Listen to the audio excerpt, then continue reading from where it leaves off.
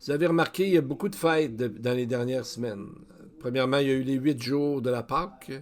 Ensuite, 3 jours, 3 jours après que ça soit fini, il y a eu le Yom HaShoah, le jour qu'on se rappelle l'Holocauste. Le Yom HaZakaron, Zikaron après, le jour qu'on se rappelle des soldats qui sont morts dans les guerres d'Israël et victimes de terrorisme. Ensuite, le 30 avril, jeudi passé, il y a eu la journée, le Yom HaTzimaut, la journée nationale d'Israël, pour commémorer l'indépendance. Et il y a aussi la fête du Lag Baomer, qui est la 33e jour lorsqu'on compte l'Omer, qui va arriver, cette fête, le 16 mai. Ensuite, on a la fête de Jérusalem, le 25 mai, Yom Yerushalayim, qui commémore la guerre de 6 jours de 1967. Et ensuite, le 1er juin, c'est Shavuot, la Pentecôte. Donc, c'est un calendrier très rempli. Chacune des fêtes s'étend ensemble, si on additionne, sur une période de 2 mois en tout. Donc, ça fait beaucoup de fêtes en même temps. Les Juifs lisent beaucoup de livres ces temps-ci et beaucoup sont en rapport, surtout avec leur propre nation. Traduction libre, L'exil et les Juifs, un autre livre, L'Amérique et l'Holocauste. Ce qui a causé le 7 octobre, Hamas, l'Holocauste, la guerre éternelle et les Juifs. Un autre livre, Qui sont les Juifs et que deviendront-ils? Mais il y a quelque chose de plus important, car dans l'actualité, elle vient des Écritures à la base. Et il y a quelque chose à nous apprendre, ces Écritures-là, chaque jour.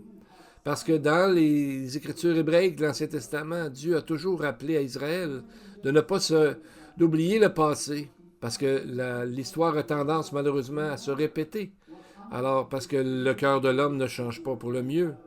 Dieu a dit dans Deutéronome 25, 17, « Souviens-toi de ce que t'as fait Amalek pendant la route lors de votre sortie d'Égypte. » Ensuite, 400 ans plus tard, il rappelle encore à travers le prophète Samuel, il dit « Je me souviens de ce qu'Amalek a fait à Israël lorsqu'il lui ferma le chemin à sa sortie d'Égypte. » 1 Samuel 15, 2.